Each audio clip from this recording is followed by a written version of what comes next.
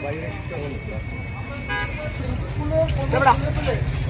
জায়গায় স্কুল টাইমে আড্ডা দিলে আমরা প্রশাসনের কাছেও বলে দেবো।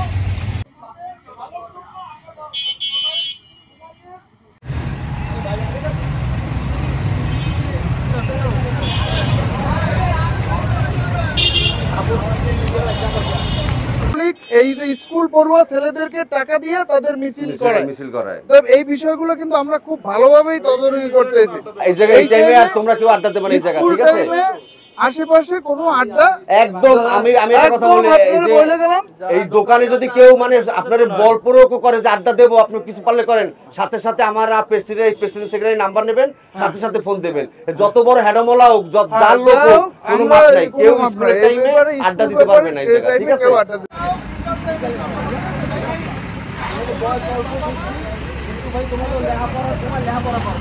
কারণ আমাদের এই কিশোর দিয়ে মিছিল বাড়ি করার দরকার নেই, আপনারা দোয়া করেন।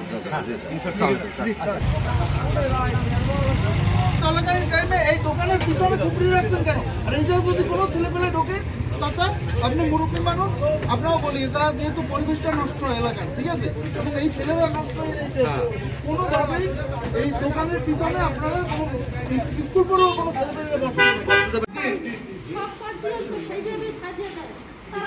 বাজে আড্ডার সাথে জড়িত হবে না। তোমাদেরকে কেউ কোনো ধরনের যদি মিছিল মিটিং, আমাদের দলীয় কোনো মিছিল মিটিংয়েও রাখতে বাধ্য করে, কোনো দল করতে বাধ্য করে, তাহলে আমাদের কাছে বলবা, আমি এবং আমার সাধারণ সম্পাদক আছে, আমাদের কাছে বলবা, আমরা তাদের বিরুদ্ধে ব্যবস্থা নেব।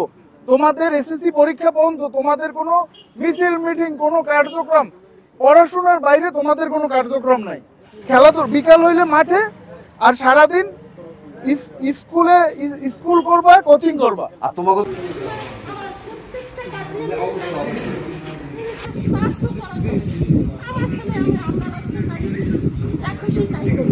যদি কোনো বড় ভাইরা বলে যে মিছিলে আমাদের কাছে সাথে সাথে বলবা, ঠিক আছে? তোমরা শোনো, এই সরি বলছো, ধন্যবাদ। এই সরিটা জানো মন থেকে তোমরা ধারণ করো। শোনো, তোমাদের বাবা মা ভাই তোমাদের জন্য করে না, কষ্ট করে না, বলো? তোমাদের তো তোমাদের নিয়ে তো তারা অনেক আশাবাদী, বলো? তাদের যদি তোমরা হতাশ করো, তাহলে বিষয়টা কেমন না? এখন থেকে খুবই সুন্দর একটা উদ্যোগ। আসলে আমরা এই পিচ্চি পোলাপান, বিশেষ করে শিশু মাস্তানের জন্য আমরা আসলেই অতিষ্ঠ।